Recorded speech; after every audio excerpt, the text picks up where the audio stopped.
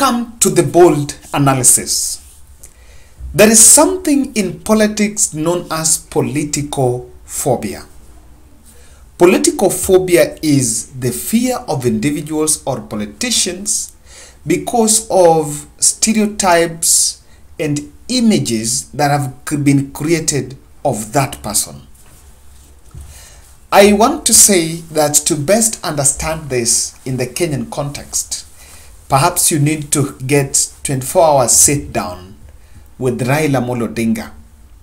And Raila will explain for you in details why, despite of him trying his best in 2002 to say Mwai Kibaki tosha, it was not still possible for Mount Kenya to vote for him in 2007, 2013 and 2017. But if you had the luxury and you're in active politics, you will still understand the animosity between the former first president, Jomo Kenyatta, and Jaramogi Oginga Odinga. Ladies and gentlemen, welcome to the bold analysis, and I want to say that kindly subscribe to our channel, click the notification bell, and like our video. When you like our video, through that you are promoting this channel, and I promise you we are going to have an interesting show in this one.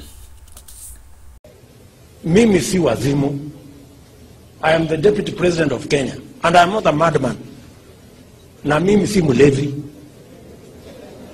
Na mimi si mjinga. I know what I'm saying. There is an issue we must sort out. Hii wheelbarrow ambayo inaleta shida hii Kenya na hii mkokoteni, what is the problem? Unajua, nimeona magavana, sijui nani, viongozi wanaongea, wanasema oh, huyu deputy president mbona sasa anaongea mambo ya watu wadogo, mbona anaongea mambo ya bodaboda, mbona anaongea mambo ya wheelbarrow. Na hawa viongozi hawa ambao wanasema ati wako na shida na wheelbarrow, wao hawana shida kutoa shilingi 50 ama 100 kupatiana handout ndio wachaguliwe.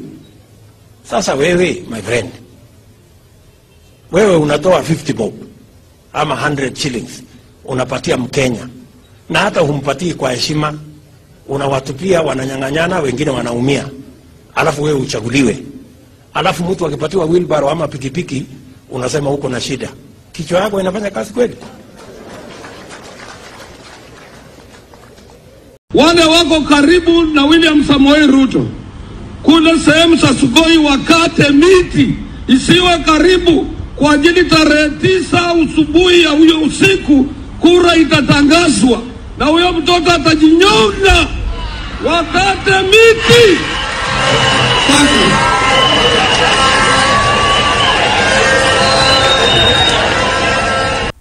What is happening to Deputy President today is something that will have a major impact in his political future.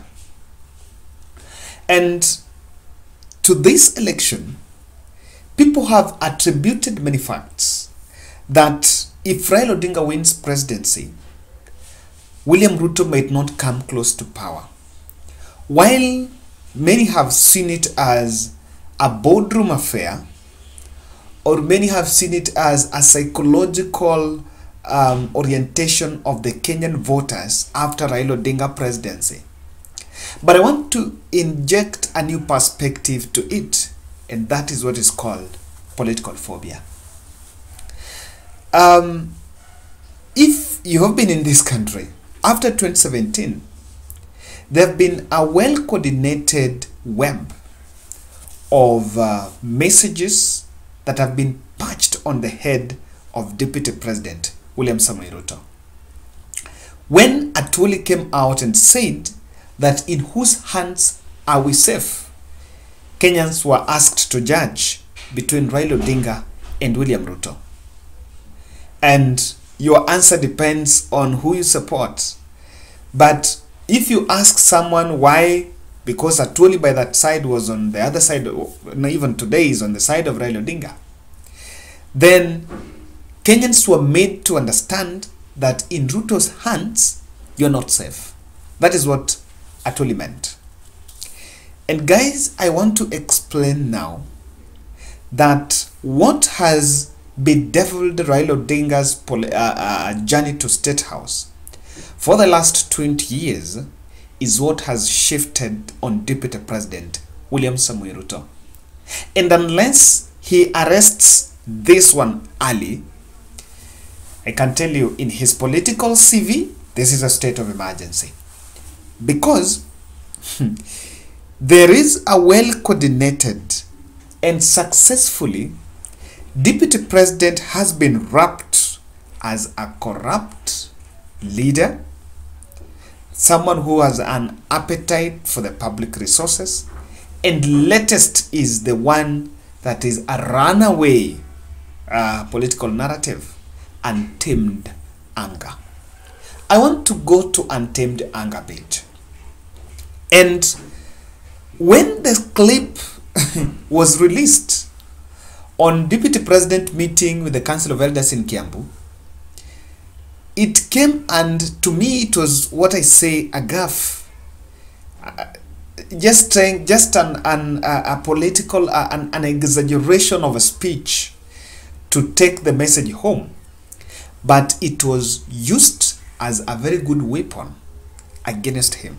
Because while Deputy President, Kenyans know very well that there was no way he could slap President Uhuru Kenyatta.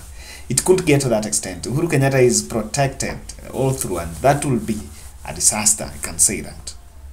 But the slapping story, the slapping statement, has been well commodified and used to portray Deputy President as a man with untamed anger. This is building a phobia. And I just want to take your mind back a bit. Sometime back in this country, Stanley Livondo made a statement that the deputy president wanted to eliminate the head of state. That was captured. Kenyans got their fair share of that, and then things went silent. President Uhuru Kenyatta is on record saying that because Ruto has an appetite for power, he even wanted to initiate an impeachment motion against the president. People consumed that, and it went down. Latestly, Livondo is back again saying that Deputy President was involved in some gun saga. Is it a coincidence that all these are coalescing around one person? And someone will ask, why Ruto? I want to explain for you guys that things are converging around Deputy President. And while this can be seen in the context of this politics, but there are stereotypes, or rather there are things, aspects that are becoming patched in Deputy President's CV. And Kenyans are going to see him as that person. As whether he is or not, it's another question. Remember, Raila Odinga was sold in Mount Kenya as a man who was, they even said a pig. They said all sort of unkind words about Raila Odinga. But the truth of the matter is that is not the truth. And people got reality. And now people are struggling. They had themselves to go to the street and say that, look here, that's not what Raila is. Look at the slapping saga. And they want to explain, tone it down to say that if there is something that will destroy Deputy President William Samoei Ruto, is that untamed anger. It has been put over him. There are all traps that has been laid, and unsuccessfully he's got caught up in all of them. Listen to Eugene Wamalwa talking about this. Jana nimemwona mdosi wangu Rais Uhuru Kenyatta akisema kweli kuna jamaa alitaka kumchapa slap. Yule jamaa wa maslap sinamjua, lakini nataka niwaambie leo, niwaambie siri. Hata mimi Eugene Wamalwa kijana wenu, karibu nipate slap ya huyo jamaa bana. Hii ni siri nimeweka miaka hii yote, niseme nisiseme. Kuna siku tulikutana uwanja huu, tulimleta Mheshimiwa Rais Buhungu, mimi kama macho yenu, na hakuna mluya mwingine ako hii cabinet. Nilikaa na ndugu zetu wa NASA, Musalia, Weta, Oparanya, Otichilo. tukasema kura imekwisha 2018, turudi pamoja tupiganie watu wetu. Na tukakaa na Mheshimiwa Uhuru State House, tukamuleta hapa, akachagua Oparanya kuwa chair wa task force ya revival ya the sugar sector. Mnakumbuka uwanja huu? Jamali kasirika, akasema mbona ulipeleka Waluya kwa president badala ya kuwaleta kwangu? Akasema ninyi Waluya mulipigia kura mtu wa kitendawili. Akaniambia utoke serikali yangu, kesho asubuhi I want a resignation letter yako on my desk. Jamaa alikuwa na hasira sijawahi ona. Karibu mazee nipate hiyo slap. That is part of what Eugene, you see the way that has been commented for until they're saying Ruto has slapped everyone. And I want to ask a question. To someone who has been told about all these things, then he say that he could slap the president. What do people think? Many have seen it as a strategy that is targeting Mount Kenya. But I want to say in this analysis that this is beyond Mount Kenya. When Eugene Wamalwa was talking, Eugene Wamalwa was talking in Mulembe Nation. Matiang'i, who is also in this list of people that are allegedly almost being slapped, is from Kisii. Now, Kenyans are seeing Deputy President as a man who cannot control his anger. And Martha Karua was saying that if alikuwa anataka kuslap the president, how about us? Actually, as a new team, I've been selling this narrative in the campaign trail that this is a man that can destroy us if he's given power. Ladies and gentlemen, now, I also want you to have a snippet of this, because this is part, I think I listened to this one, I think Ruto was talking somewhere, and just look at his body language, and that shows you that he's a victim of this. Wale watu wamekusanyana pale. Mimi nataka niwaambie hawa wangwana, mutusikize na mutusikize vizuri. Mumetuona lakini hamujatujua. Nyenye mnanielewa? Tunawaambia hawa wangwana na mumetuzoea vibaya. Ati hawa watu, mimi nataka niwaambie hawa watu, mumefanya biashara na umaskini siku nyingi. Umaskini tunataka kupiga marufuku Kenya hii. Tunataka kila mtu either awe na kazi ama awe na biashara. Na kama mutakosa mtu ya kuwapigia makofi na kuwaabudu, bahati mbaya. Let me explain that the climax of this Rutophobia, the Rutophobia building strategy, the climax of this will be him trying to dispute election results if they don't go on his favor on the August 9th. Because imagine they have said, oh, this man is power hungry, this man is that, this, and then allegedly, or maybe somewhere, he loses the election, then violently he disputes the results. That will be the start of it. So when he says mtu akungua reli, mtu akufanya nini, I think he's himself getting to that trap, and the team that are around him then should convince, or rather design a strategy to try to portray him as a peaceful man. And Raila Odinga had struggled with this for quite some time, and I understand why the handshake was based on peace, because from the handshake momentum, Raila Odinga was repackaged as a statesman and a man who wants the best for this country. Ladies and gentlemen, I want to say that this is, what is it? If Ruto is not to become the president after this election, then he will be in actively opposition politics to position himself for 2027. But opposition politics is confrontational in its nature, and if he's going to be pushed in the bench, it is going to perpetuate that phobia.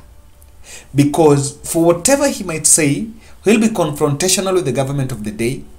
And with that, whatever he says Uhuru wants to bring power, or if he tries to maybe call on free streets on something on reforms, or maybe economic recovery, you know, these are things that he would want to see. So if Raila inherits the government with the global friction that is going on, then life is not going to be still unbearable quite for some time. So with Ruto playing active opposition politics, that Raila phobia will continue, and that is what might destroy him even for the next 15 years. And so people who make projections that he can make a successful political campaign in 2032, maybe those people are seeing that.